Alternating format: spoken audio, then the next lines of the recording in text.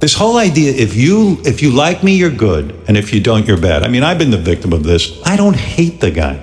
I hate the people who vote for him. I think they're stupid. I do. I'll be honest with you. I have no respect for you. Yeah, but I'm like, who does that? You know, it's pretty wild. Right. So anyway, he was calling me all through the campaign. I don't mean on the air, off the air. For advice? I think he wanted to touch base. He wanted my endorsement.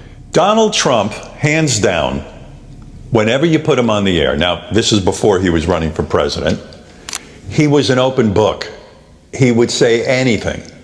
But really, it was in a very joking scenario. He was not comparing his life to a Vietnam vet. It was ha ha ha and this. Have you ever pondered Trump's true personality when the cameras aren't rolling? The dirt belongs to Howard Stern, and it's more juicy than a ripe orange. It turns out that Trump ran his mouth on Stern's show for years, and now the shock jock is revealing all the graphic facts. Trump's radio tirades were somehow even more outrageous than his hair in a hurricane, ranging from treating women like prize pigs at the county fair to making some quite eerie remarks about his own daughter. Stern is now bursting Trump's inflated ego like a hot air balloon pin. Do you recall Trump's days as a blustery reality TV personality? He was even louder on the radio, it turns out. The shock jock king, Stern, recently revealed that Trump was among his top 5 all-time visitors. Is it not unbelievable? Among the most well-known figures in entertainment is the Orange Tornado himself. Before you interpret that as a compliment, let's examine why Trump was so popular. It wasn't because of his charisma. Trashing Rosie was something you had in common with Donald Trump. Yeah, well, okay, how many times did you have Donald Trump on? Too many to count. So that's what I want to see. I want to see Camp David.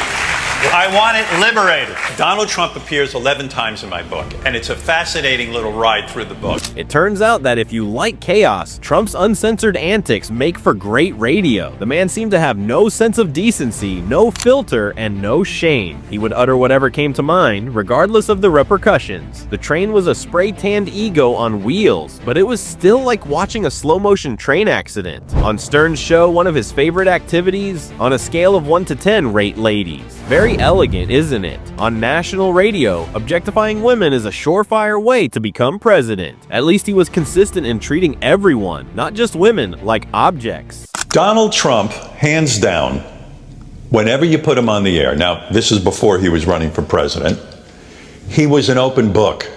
He would say anything. And, you know, oddly enough, during the campaign and even now, people quote these interviews that I did with him big time. I was quite surprised when they dragged out every single Donald Trump interview I had done. And in some ways, I felt it was unfair to Trump because, like, for example, they were fond of quoting that Donald Trump had said something to the effect that STDs were his personal Vietnam. But really, it was in a very joking scenario. He was not comparing his life to a Vietnam vet. It was ha ha ha and this and that. But when journalists took it and made it serious, I thought it was a little bit unfair. And get this, Trump's candor genuinely surprised Howard Stern, a man whose entire career has been based on surprising people. You know you've reached a new level of outrageousness when even the king of controversy is rendered speechless. You've officially gone too far if Gordon Ramsay warned you that your dish was too hot. Not only were Trump's radio appearances shockingly improper, but they were also illuminating. The preview was horrifying, to put it mildly, and it was like getting a glimpse inside the head of a future president. He was famous for oversharing. He babbled about his business activities, personal life, and his unvarnished views on everything from pop culture to politics. In hindsight, he appeared to be trying out for the position of most inappropriate president years before he even entered the race. What else did Trump mention during the broadcast? Buttercup, buckle up. This ride is going to become even worse. Because I would have Donald Trump on, and I say it in the book, he was maybe one of the best top 5 guests of all time. And when you go there, you're treated like a king. And the president of the United States shouldn't be going to a place called Camp David. He should be in the White House working. He was wild. I thought I was wild. He would come on. He would start assigning numbers to women.